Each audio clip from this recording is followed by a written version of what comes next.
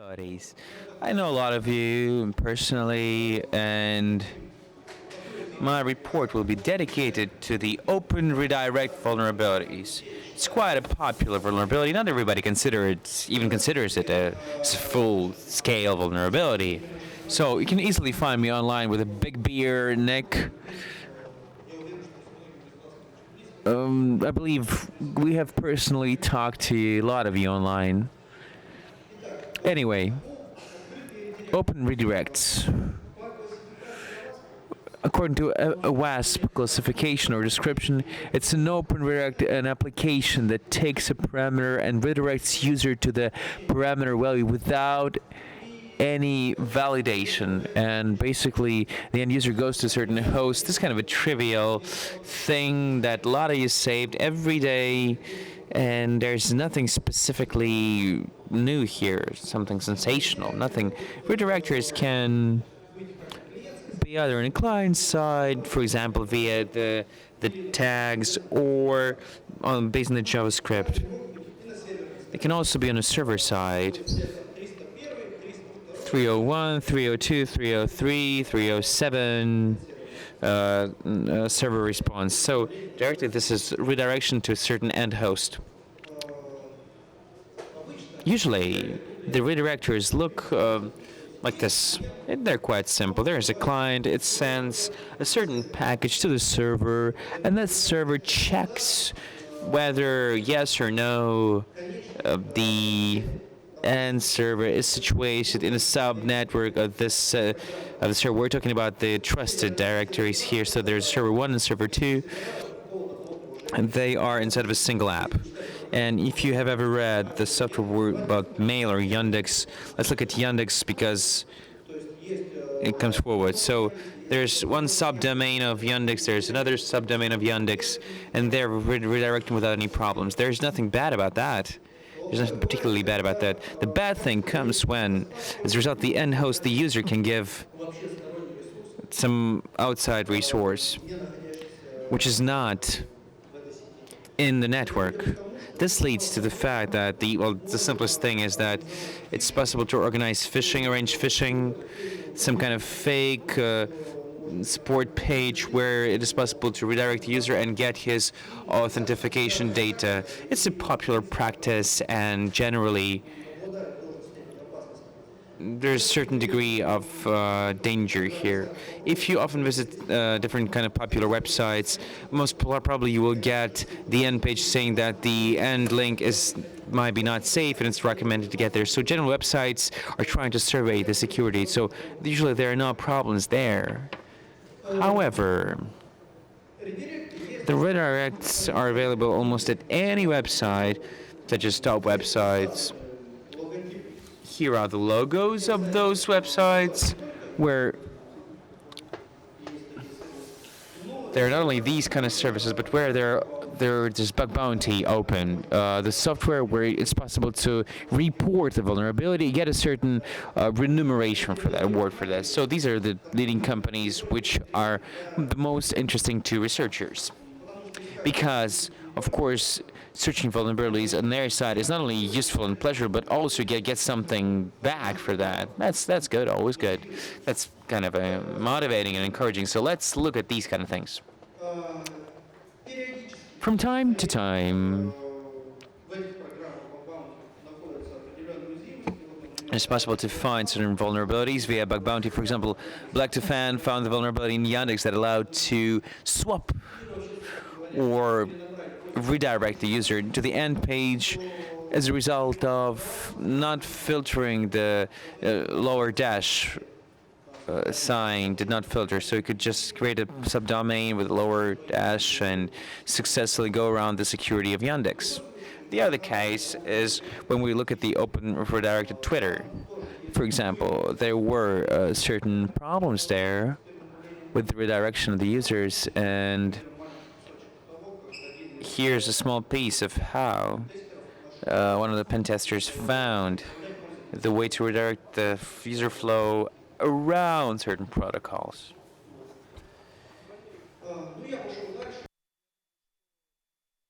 I went further I think that the previous schemes are not so interesting because what can you can only patch? That's quite boring. So let's try something new. That's why I put my work based on search of the chain vulnerabilities. When there are a certain number of chains that lead to a huge leak or a huge bug, bigger bug. So in this case, we're looking at the scheme where the client sends a certain package to the server, for example, the server of Yandex. Yandex checks that the end host is inside of the network of Yandex, inside Yandex subnetwork, and on the second server we'll have another redirect that allows redirecting to the open host. So this is kind of a complex chain, and there are a lot of limitations inside of it. However, we should look in practice how that works. So we have Yandex here. At the service of Yandex, there are sort of subdomains where a few of them are responsible for redirecting the user to some random hosts, particularly random hosts. So why is this possible? Because Yandex is a great system, the direct system called the ads. So of course, you can register your own website on Yandex and pay a certain amount of money, and that website will be given to the user in search results. So it's possible to get that link via which this user gets to our website, and this will look kind of like this, like these kind of subdomains of Yandex. There are a lot of them, but these are the most widespread. They can be easily found in Google. So our task now is to find in Yandex the pages, the parameters of which redirect the users to a certain subdomain. I looked through the dork,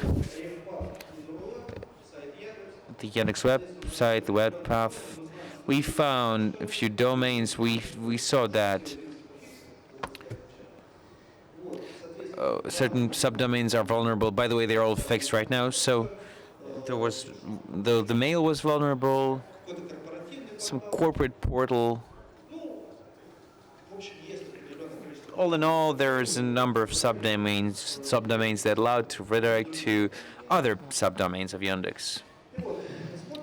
So let's look at the most primitive thing, mail Yandex through the Yandex mail. So there's brief path that redirects us somewhere. So if we give this Yandex mail as a brief path, it's kind of a cycle thing. Cycle attack, you might not even call it an attack. So instead of mail Yandex through, we could go to money Yandex through, direct Yandex through, anything, any subdomain at Yandex through. So as a result, if we were trying to put into this parameter any website that's not directly related to Yandex network, such as Google, there will be no redirection, and the user will get the error and will just return back somewhere to the mail probably, because we're now messing with the mail. So now the most interesting thing, if we put in as vulnerable variable the subdomain, some subdomain of yandex.ru, such as the subdomain related to ads, we can easily go around the security policies of Yandex. What's the problem here? We can easily register a legitimate website in the direct system. It will be a nice website, a shop, for example, can be popular,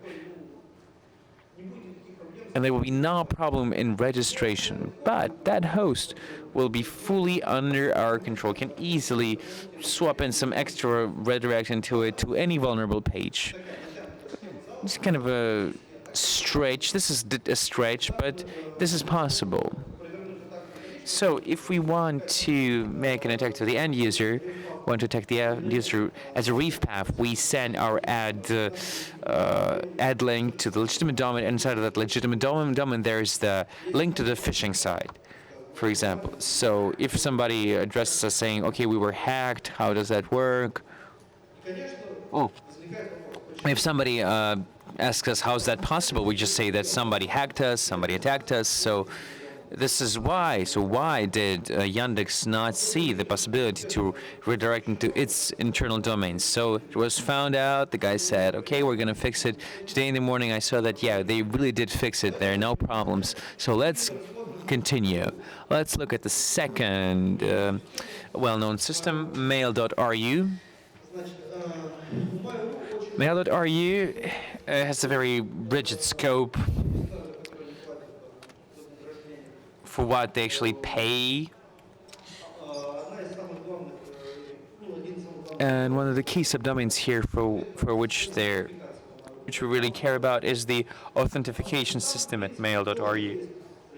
So there are also certain redirects here, and they're trusted, they're well tuned up. No, not a problem there. Not a single hinge there. So there's a successful redirection here, there, such as games Mail.ru, kids Mail.ru, no problem. But if some outside resource, everything is blocked immediately, and that works fine. That's why we're gonna play an interesting scenario here when we can, in a few stages, go around that security system. And the most interesting thing here is to collect all the subdomains of Mail.ru and search for redirects inside of them, and just do almost the same schema as at Yandex. So we're looking at the subdomains, we're looking for redirects and analyze them. We found one of the projects at Одноклассники we found. So here we must say the following. At first we didn't pay attention to it because we found it on Одноклассники much earlier. We just forgot about the point that Одноклассники was at some point bought by Mail.ru, and it's not the part of the Mail.ru network, because that's why I didn't pay attention to it. That's why Mail.ru didn't pay attention to it initially. But this redirect to Одноклассники from Mail.ru is the most vulnerable spot of their network. So we found out that there's the alias of the subdomain одноклассники.ru, and that's exactly what we're searching for, because there's the redirect, there's the vulnerable redirect there, and there's the Mail.ru zone, so it fits in perfectly. So if we try to get from the authentication system to одноклассники subdomain, we can easily get there, but that's not it. Now we want to see the following kind of attack. The client sends a certain package to auth Mail.ru, and as a set of parameters, there's Одноклассники website, and we also have the phishing host as the additional parameter there. So this would be it, but it's not that easy. Turns out that in Одноклассники Mail.ru, we see there's their own security system, additional security system, independent from the Mail.ru authentication. So there's this kind of thing there called this trusted redirect. So Одноклассники will allow the users to get to the website which are manually checked by the administration, which is hard, which is good for administration, but very bad for pen testers. So you can easily go from Одноклассники to Yandex to Mail to Google, but if we get, we swap it for some host which we have just created, it will be impossible to redirect to that host because it has not been manually checked and trusted by the administration. So here's what kind of warning we would get if that host was not checked manually by the administration. Kind of the rejection of redirection. I thought that would be interesting. So 2 redirects in a row, that's something. That's why we made a decision to dig deeper here and search for how it actually works. And we decided to phase all of it. And it turned out, interestingly, that the security system does not simply let you access some trusted domains, but also lets you access all the trusted subdomains. So we cannot easily put the Yandex.ru as the target host, but also some non-existing hosts, such as Vasya.yandex.ru or Koля.yandex.ru, anything, and we will easily get redirected there. So this is, of course, the huge gap in the security system. So we decided to first use the existing redirects that we found earlier. So domains to that would redirect to Yandex and Yandex through Yaps Yandex through, and as a result of the useful load as a host, we also communicated the additional phishing host where we want the user to go. So the additional link would look somehow like this. This looks variable, of course, to send something like this, but for a while this worked. And the advantages here are the following: all the email, the incoming mail on the domain from in a domain of mail.ru, usually not suspicious if we drop out this horrible tail. So we're easily going around the expand filter. So it's the link to their own host. So there's no problem for the user. There's no security problem. So we can easily forget about spam here. So how do we get rid of this horrible length of the tail of the link, not to reveal ourselves initially? So we get it through the coder, we transform into some kind of entities and get this more handsome but still not so handsome tail. So this is an option of the attack. So in the end, the final scheme looks like this. It's a long scheme. The client sends a certain query to auth and as a parameter, he's being redirected to одноклассники.mail.ru, which does not exist as a separate domain, and there's a full redirection with all parameters to ok.ru, одноклассник.ru, and then there's redirection and vulnerability to Yandex subdomain from Yandex route to the target host, which can be controlled, and again, you get to the next targeted host. So it's a chain of 5 or 6 or 7 chains, which is quite problematic, but nevertheless it works. Well, not right now, but when we published vulnerability, it did work. What else do I want to say here? This is kind of network consisting of 7 hosts. Actually, there are vulnerabilities that can limit the chain to 4 hosts and go around certain problems. The key problem in this kind of attack that you see is, firstly, that the user must be logged in. That's essential. And after the user has been logged in, there can be this kind of attack. The second problem is that we must register our site in the Yandex direct system. We must go through the check procedure, and that requires certain time and investment. So this is not the most pleasurable thing to do. So these are the 2 problems that we have. The attack that's possible now allows redirecting the user, which is either logged in or not logged in, and go around the problems. So this way we can go around the system without any trusted domains at all, without Yandex, without any systems. This is great, but the guys have not fixed it yet, so that's why I'm not telling too much about it. Another third vendor that we wanted to show, of course, unfortunately we didn't reach an agreement with him. That's why this is it for my presentation today. Here's my Twitter below, and if there are questions, please welcome.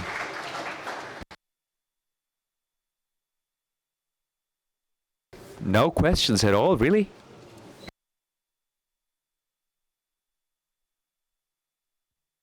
Great, thanks. Okay, have a good day, everyone.